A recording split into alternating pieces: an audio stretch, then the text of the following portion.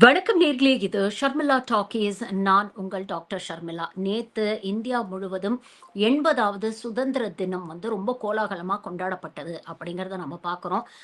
Red ஃபோர்ட்ல பிரதமர் நரேந்திர மோடி கொடியேற்றினாரு. அதே மாரி இங்க ஃபோர்ட் செயின்ட் ஜார்ஜ்ல பார்த்தீங்கன்னா, முதலமைச்சர் விஜய் அவர்கள் கொடியேற்றினாரு.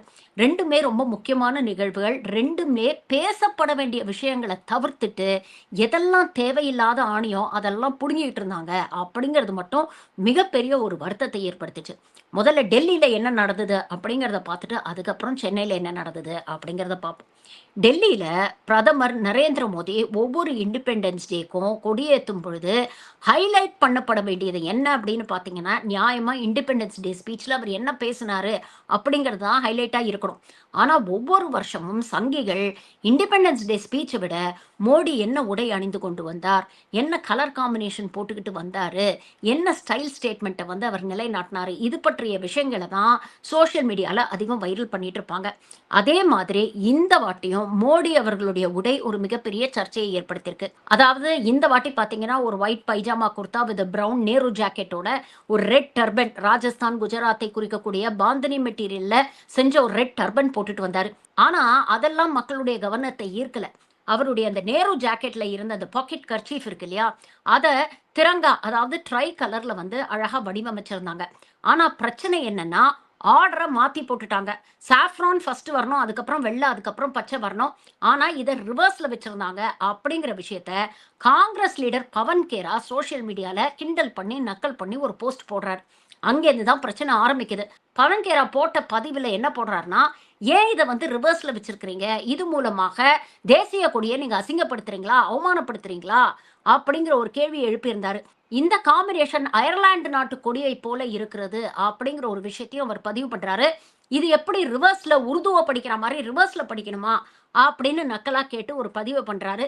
இதை தொடர்ந்து காங்கிரஸ் தலைவர் சுப்ரியா ஸ்ரீநாத்தையும் இதே மாதிரி ஒரு பதிவை போடுறாங்க. அவ்வளவுதான், சங்கிகளுக்கு கோபமும் ஆத்திரமும் பொத்துக்கிட்டு வந்துருச்சு.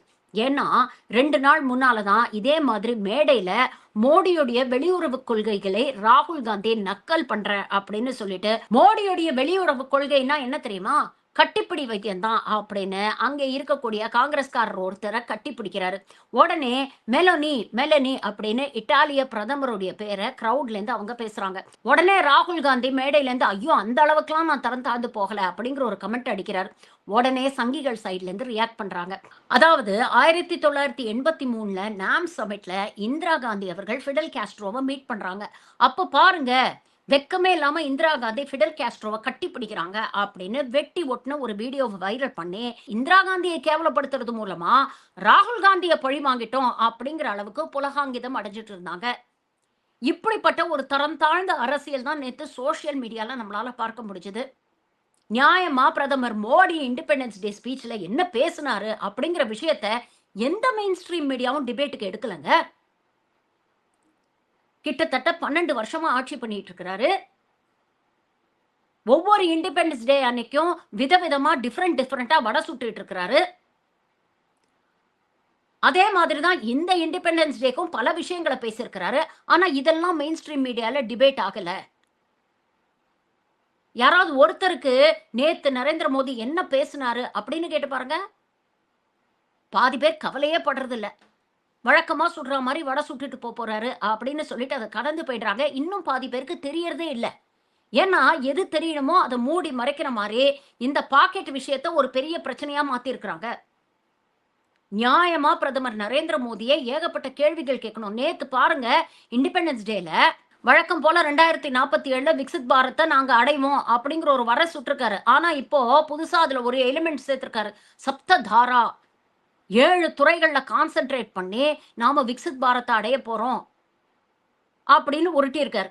அதே மாதிரி இந்தியா முழுவதும் ஃப்ரீயா ஆன்லைன்ல குழந்தைங்களுக்கு காம்படிட்டிவ் எக்ஸாம்க்காக கோச்சிங் கொடுக்க போறோம். எப்போ? நாடு பூரா இந்த மாதிரி எக்ஸாம்ஸ்ல முறைகேடு நடக்குது அப்படின்னு காக்ரோச் ஜனதா பார்ட்டி போராட்டம் பண்ணி ஒன்றிய பள்ளி கல்வித்துறை அமைச்சர் தர்மேந்திர பிரதான் அவர்களை ராஜினாமா செய்ய வச்சதுக்கு அப்புறம் தான் இவங்களுக்கு இப்படிப்பட்ட ஒரு திட்டத்தை நிறைவேற்றணும் அப்படின்னு உரைச்சிருக்கு. நேத்து அதான் அனௌன்ஸ் பண்ணியிருக்கிறார். அதே மாதிரி ஏஐ ஸ்கில்லிங் மூலமாக 1 கோடி இளைஞர்களுக்கு நாங்க ட்ரைனிங் கொடுக்க போறோம். அப்படின்னு இன்னொரு வடைய சுட்டிருக்கிறார். 2030 காமன்வெல்த் கேம்ஸை இந்தியாவில் ஹோஸ்ட் பண்ண போறோம். 2036 ஒலிம்பிக்ஸ் வரப்போகுது. அதுக்காக இந்திய மாணவர் மாணவிகளை நாங்க தயார் பண்ண போறோம். நேஷனல் லெவல்ல ஒரு டேலண்ட் ஹண்ட் நடத்தி 5லேருந்து 15 வயசுக்குள்ள இருக்கக்கூடிய குழந்தைங்களை ஐடென்டிஃபை பண்ணி ட்ரைனிங் கொடுக்க போறோம். செமிகண்டக்டர் ஃபேக்டரிஸோடைய எண்ணிக்கையை அதிகப்படுத்த போறோம். அடுத்த 2 வருஷத்துக்குள்ள கிட்டத்தட்ட 8 புது பிளான்ட்ஸை வந்து நாங்க இனாகரேட் பண்ண போறோம்.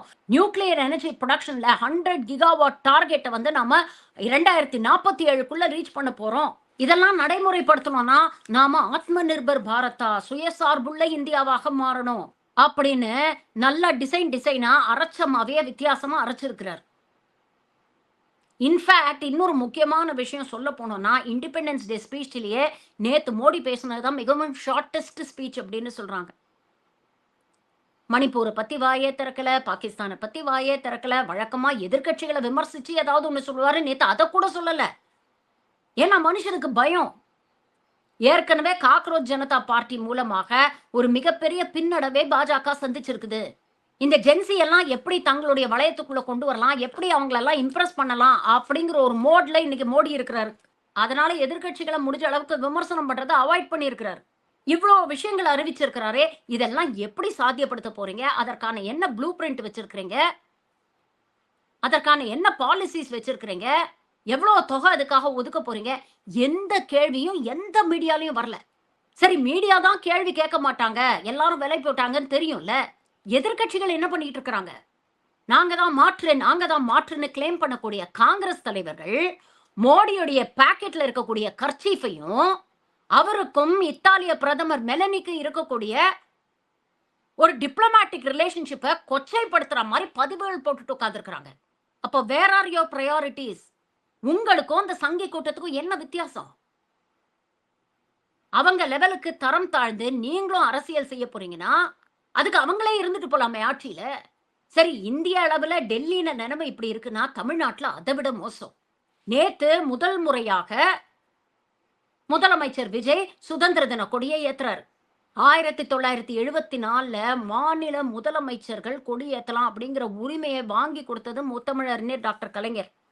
ஆனா பாருங்க, எங்க அண்ணனை முதல் முறையாக கோட்டையில கொடியேற்ற வச்சுட்டோம் அப்படின்னு இந்த வல்கர் வாரியர் கூட்டம் சோசியல் மீடியால ட்ரெண்ட் பண்ணிட்டு இருக்காங்க. கலைஞர் அந்த உரிமையை வாங்கி கொடுக்கலன்னா இன்னைக்கு உங்க அண்ணன் கோட்டையில கொடியேற்றிருக்க முடியாது.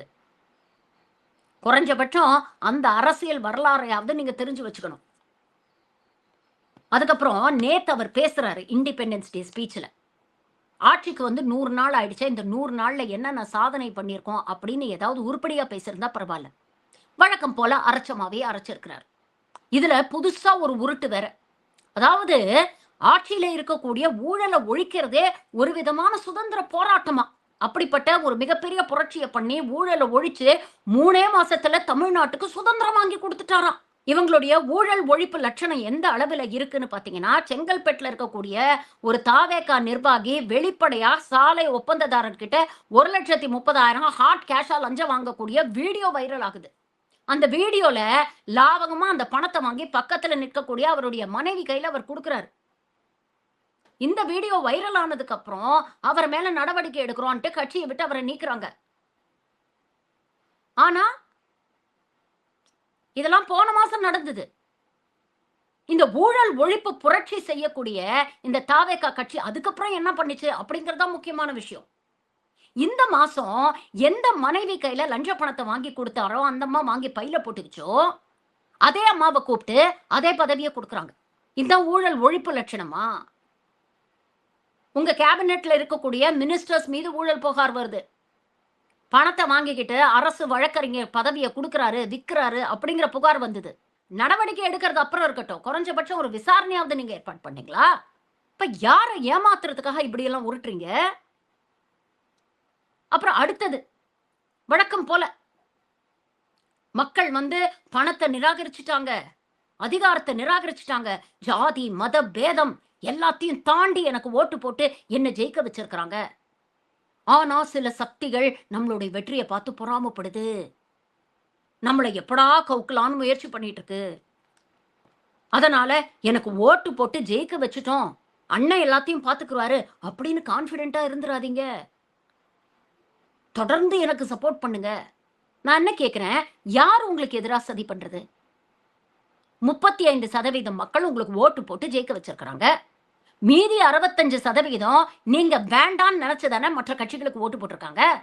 அப்போ மீதி 65% தமிழ்நாட்டு மக்கள் உங்களுக்கு எதிரா சதி பண்றாங்க அப்படின்னு சொல்ல வரீங்களா? அவங்களுக்கும் சேர்த்து தானே நீங்க முதலமைச்சர். ஜாதி, மதம் எல்லாத்தையும் கடந்து எனக்கு ஓட்டு போட்டுட்டாங்க அப்படின்னு பெருமையா ஒரு பக்கம் பேசிட்டு, இன்னொரு பக்கம் அப்படி ஓட்டு போடாத மக்கள துரோகிகள், எனக்கு எதிரா சதி பண்றாங்க அப்படின்னு மறைமுகமா மேடையில பேசுறது, அது என்ன டபுள் ஸ்டாண்டர்ட் அது? எனக்கு புரியவே இல்லையே. அப்போ உங்களுக்கு ஓட்டு போட்ட மக்களுக்காக மட்டும் தான் நீங்க வேலை செய்வீங்க. மீதி 65% எக்கேடு கெட்டு போனாலும் எனக்கு கவலையே இல்ல. அப்படிப்பட்ட ஆட்டிட்யூட்ல தான் நீங்க இருப்பீங்களா? 100 நாள்ல என்ன செஞ்சிருக்கோம்? மாற்றம் மாற்றம்னு சொன்னீங்களே, அப்படிப்பட்ட மாற்றங்கள் என்ன கொண்டு வந்திருக்கோம் அப்படின்னு பட்டியல் போடுவார்ன்னு எதிர்பார்த்தா, மனுஷனுக்கு சொல்றதுக்கு எதுவுமே இல்லைங்க. அதனால ரொம்ப தெளிவா அப்படியே மேலோட்டமா ஒன்றிய அரச நாங்க கொள்கை விதத்துல எந்த விதத்திலயும் சமரசம் பண்ணிக்க மாட்டோம். ஆனா அதே நேரத்துல நிர்வாக ரீதியா கோஆப்பரேட் பண்ணாதான் ஒன்றிய அரசு மூலமா நியாயமா நமக்கு வர வேண்டியதெல்லாம் நம்மளால பெற முடியும். ஈயம் பூசினா மாதிரி இருக்கணும், பூசாத மாதிரி இருக்கணும். ஏதாவது ஒரு இடத்துல ரொம்ப தெளிவாக, வெளிப்படையாக ஒன்றிய அரசையோ, பாஜக அரசையோ எதிர்த்து இவர் பேசியிருக்கிறாரா? நீட்டுக்காக நாடே போராடுது.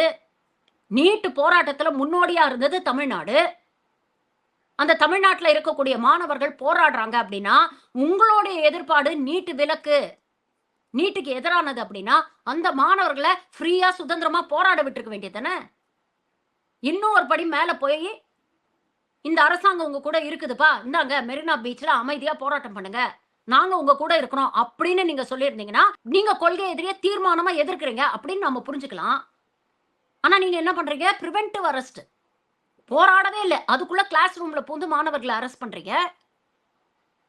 நீட்டுக்கு எதிராக பேரணி நடத்துறோம் அப்படின்னு திராவிட கழகம் கேட்டதுன்னா, பர்மிஷன் குடுக்க மாட்டேங்கிறீங்க. போராடக்கூடிய மாணவர்கள தடியடி பண்ணி, தூக்கி அரெஸ்ட் பண்ணி உள்ள வைக்கிறீங்க. இதுதான் நீங்க நீட்ட ஒழிக்கிற லட்சணமா? இப்படி எத்தனையோ விஷயங்கள். தமிழ்த்தாய் வாழ்த்து மனோன்மணியம் சுந்தரனார் யூனிவர்சிட்டியிலேயே 3வது இடத்துக்கு தள்ளப்படுது. அதுக்கெல்லாம் ரியாக்ட் பண்ண மாட்டீங்க. ஆனா சட்டமன்றத்துல மட்டும் தமிழ்த்தாய் வாழ்த்துக்கு முன்னுரிமை கொடுக்கணும் அப்படின்னு ஒரு தீர்மானத்த கொண்டு வந்து, அத வந்து சமன்படுத்த முயற்சி பண்றீங்க. பூசி முழுக முயற்சி பண்றீங்க. டீலிமிட்டேஷன் ஒரு முக்கியமான பிரச்சனையே இல்ல. இது மக்கள் சார்ந்த பிரச்சனையே இல்ல அப்படின்னு பேசிட்டு, இன்னைக்கு காவேரி இஷ்யூல மக்களுக்காக நின்னு, கர்நாடகா காங்கிரஸ கேள்வி கேட்க, ஒன்றிய அரச கேள்வி கேட்க தைரியம் இல்லாம, திராணி இல்லாம, டீலிமிட்டேஷன வச்சு மக்களை திசை திருப்ப முயற்சி பண்றீங்க. இதுதான் மாநில உரிமைகள நீங்க பாதுகாக்கிற லட்சணமா? புதுசா சொந்தமா சிந்திச்சு, வித்தியாசமா மக்களுடைய முன்னேற்றத்துக்காக எந்த ஸ்கீமையும் கொண்டு வரதுக்கு உங்களுக்கு துப்பில்ல. கடந்த ஆட்சிகளில் வந்த நல்ல திட்டங்களை நாங்கள் தொடருவோம். வேற வழி? அதையும் நிப்பாட்டிட்டீங்கன்னா, மக்கள் ரோட்ல வந்து போராட ஆரம்பிச்சுருவாங்க. மாண்புமிகு அம்மா கொண்டு வந்த அம்மா உணவகத்தை நாங்க தொடர்றோம் அப்படின்னு சொல்ல தெரியுது. அதுக்கப்புறம் காலை உணவு திட்டம். ஏன்? காலை உணவு திட்டம்ன்ற ஒரு மகத்தான ஒரு திட்டத்தை கொண்டு வந்த முன்னாள் முதலமைச்சர் திரு மு.க. ஸ்டாலின் அவர்களுக்கு கிரெடிட் குடுக்கறதுல உங்களுக்கு என்ன சார் தயக்கம்? அவர் பேர சொல்லாம போயிட்டீங்கன்னா, வரலாறு மறந்து போயிடுமா? சரி, இந்த 100 நாள்ல நாங்க இத செஞ்சிருக்கிறோம். இது மூலமாக சமூகத்துல இப்படிப்பட்ட ஒரு மாற்றத்த கொண்டு வந்திருக்கிறோம். ஒரு புதுமைய நாங்க படைச்சிருக்கிறோம் அப்படின்னு சொல்றதுக்கு, நீங்க கிரெடிட் எடுத்துக்கிறதுக்கு இந்த 100 நாள்ல நீங்க என்ன செஞ்சிருக்கீங்க? சொல்லுங்க. 1.5 டிரில்லியன் எக்கானமி பை 2036. மோடி எப்படி விக்சித் பாரத் பை 2047 அப்படின்னு சொல்றாரோ, அதே மாதிரி இங்க ஒரு வடைய சுட வேண்டியது. அதற்கான என்ன ப்ளூ பிரிண்ட் வச்சிருக்கீங்க? அதற்கான என்ன பிளான் ஆஃப் ஆக்ஷன் வச்சிருக்கீங்க? அத பத்தியெல்லாம் எதுவுமே கிடையாது ஸ்பீச்ல. இப்படி உப்பு சப்பில்லாத ஒரு இண்டிபெண்டன்ஸ் ஸ்பீச்ல இருந்து மக்களுடைய கவனத்தை திசை திருப்பணும்னு தான் இந்த சோசியல் மீடியா வல்கர் வாரியர்ஸும் மீடியாவும் சேர்ந்துக்கிட்டு நேத்து ஃபுல்லா ஒரு நடிகை பற்றின கண்டென்ட்ட ட்ரெண்ட் பண்ணிட்டு இருக்காங்க. சீரியஸா கேட்கிறேன். as a society, as a சமூகமா நம்ம எங்கெங்க போயிட்டு இருக்கோம்? 80வது சுதந்திர தினத்தை கொண்டாடுறோம். அந்த சுதந்திர தினத்துக்காக பாடுபட்ட அந்த வீரர்கள், அவங்களுடைய தியாகங்கள், இந்த 80 வருஷத்துல நாம கடந்து வந்த பாதை எவ்வளவு சாதிச்சிருக்கோம். இதெல்லாம் பத்தி தானங்க ஊடகங்களும் பேசணும், மக்களும் பேசணும். அப்படி ஊடகங்களும் மக்களும் அத பேசணும்னா, அதற்கு முன்னோடியாக முதலமைச்சர் அத பேச மாட்டாமா? அதெல்லாம் பத்தி எதுவுமே பேசல. இதுல இருந்தெல்லாம் மக்களுடைய கவனத்தை திசை திருப்பணுங்கிறதுக்காக த்ரிஷா என்ன புடவை கட்டிட்டு வந்தாங்க? த்ரிஷா முதல்ல ஏன் இந்த ஃபங்ஷனுக்கு வந்தாங்க? சோசியல் மீடியால இதுதான் முக்கியமான டிஸ்கஷன் நேத்து ஃபுல்லா. த்ரிஷா ஏன் வந்தாங்க? எப்படி வந்தாங்க? யார் மூலமா வந்தாங்க? இவங்க வந்திருக்கணுமா? வந்திருக்க கூடாதா? த்ரிஷா வந்தா என்ன? வரலைன்னா என்ன? அவங்களுடைய பர்சனல் லைஃப்பும் அவங்களோட பர்சனல் ரிலேஷன்ஷிப்பும் தான் இன்னைக்கு டாபிக் ஆஃப் டிஸ்கஷனா?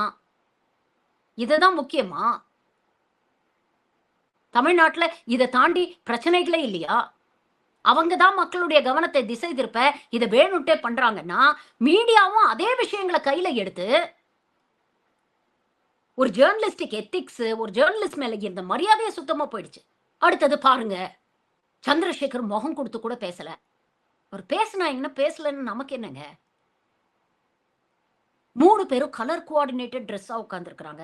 இவங்க சாஃப்ரான் புடவை கட்டியிருக்காங்க. நடுவுல அவர் வெள்ளை கலர் பேண்ட் ஷர்ட் போட்டிருக்கிறாரு. இந்த பக்கம் சோபா சந்திரசேகர் பச்சை சாரி கட்டியிருக்கிறாங்க. பாருங்க, தேசப்பற்ற எப்படி குடும்பத்தோட சேர்ந்து வெளிப்படுத்துறாங்க. வெக்கமா இல்ல உங்களுக்கெல்லாம்? தமிழ் சமூகம் எவ்வளவு மோசமா போயிடுச்சு. நாம இது பெரியார் பூமி, பகுத்தறிவு பூமி அப்படின்லாம் ஒரு காலத்துல பெருமையா பேசிக்கிட்டு இருந்தோம். ஆனா இன்னைக்கு இருக்கக்கூடிய மிகப்பெரிய ஐரணி என்ன தெரியுமா?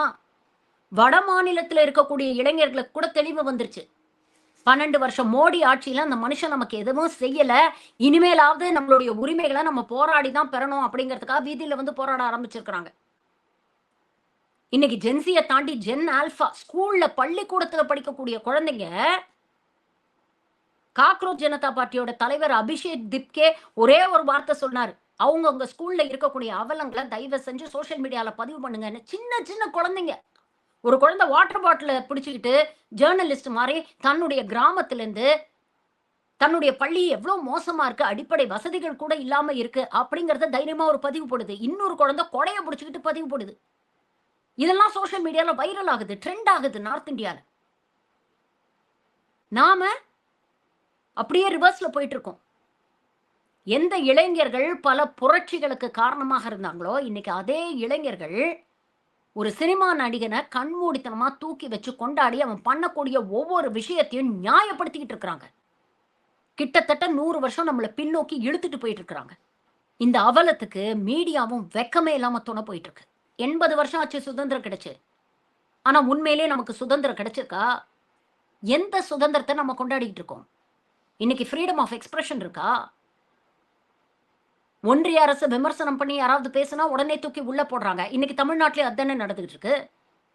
உதயநிதி பேசுனதுக்கு கைது பண்ண தெரிஞ்சதில்ல. நேத்து பிஜேபியை சேர்ந்த நயினார் நாகேந்திரன் அவ்வளவு கொச்சையா முதலமைச்சருடைய அம்மாவை பத்தி கமெண்ட் அடிக்கிறார். எங்க தைரியம் இருந்தா உங்க கொள்கை எதிரியுடைய மாநில தலைவரை அரஸ்ட் பண்ணுங்களேன் பார்க்கலாம். பண்ண மாட்டீங்க. ஏன்னா அது பண்ணீங்கன்னா உங்க கொள்கை எதிரிக்கு உங்க மேல கோபம் வந்துடும். அந்த தைரியமும் திராணியும் உங்களுக்கு எல்லாம் கிடையாது. உதயநிதி ஒரு வார்த்தை சொல்லிட்டாருன்னு தமிழ்நாடு பூரா இருக்கக்கூடிய தாவேக மகளிர் அணி வீதிக்கு போராடுறாங்க. ஆனா உங்க கட்சியை சார்ந்த பெண்களே உங்க கட்சியை சேர்ந்த நிர்வாகிகள் மீது பாலியல் குற்றச்சாட்டு வச்சா இவங்க எல்லாம் அப்படியே சைலண்ட் மூட்ல போயிருவாங்க. நமக்கும் இதுக்கும் சம்பந்தம் இல்லைன்னு. கட்சியை சேர்ந்த பெண்களுக்காக இவங்க யாரும் குரல் கொடுக்க வரமாட்டாங்க. உங்க கட்சியை சேர்ந்த பெண்களுக்கு பாதுகாப்பு இல்ல, போலீஸ் துறையில் இருக்கக்கூடிய பெண்ணுக்கு பாதுகாப்பு இல்ல, பொதுமக்கள் இருக்கக்கூடிய பெண்களை நீங்க எப்படி பாதுகாக்க போறீங்க? அதை மட்டும் உங்க அண்ணன் செஞ்சுக்குவாருன்னு நீங்க எப்படி நம்புறீங்க? உங்க அமைச்சரவையில் இருக்கக்கூடிய அமைச்சர்கள் மீது இந்த பெண்கள் குற்றச்சாட்டு சொல்றாங்க. அதற்கே நடவடிக்கை எடுக்க துப்பில்லாத உங்க அண்ணன் எப்படி பெண்களுடைய பாதுகாப்பை உறுதி செய்ய போறாரு? ஆனா இதெல்லாம் பத்தி எந்த ஊடகமும் பேசாது. சோசியல் மீடியால விஜய்க்காக ஃபயர் விடக்கூடிய எந்த தற்கொலையும் பேசாது. கிட்டத்தட்ட சங்கிகளை எப்படிப்பட்ட ஒரு கண்மூடித்தனமான பக்தி கொண்ட ஒரு கல்ட்டை உருவாக்கிட்டு இருக்காங்களோ அதே மாதிரி ஒரு கல்ட்டு தான் தமிழ்நாட்டிலையும் உருவாக்கிட்டு இருக்கு. இப்படியே நியாயப்படுத்தி நியாயப்படுத்தி நியாயப்படுத்தி தமிழ்நாடை மீள முடியாத ஒரு இடத்துக்கு கொண்டு போய் நிப்பாட்ட போறீங்க. இன்னும் 5 வருஷம் இருக்கு. தமிழ்நாடு ஒரு பீகார் மாதிரி மாறாம இருக்கணும் அப்படிங்கிறது தான் நம்மளுடைய விருப்பம். ஆனா மாத்தியே தீர்வோம் அப்படின்னு கங்கணம் கட்டி தெரியுது இந்த கும்பல். இதெல்லாம் எப்போ கேள்வி கேட்க போறோம்? நன்றி. வணக்கம்.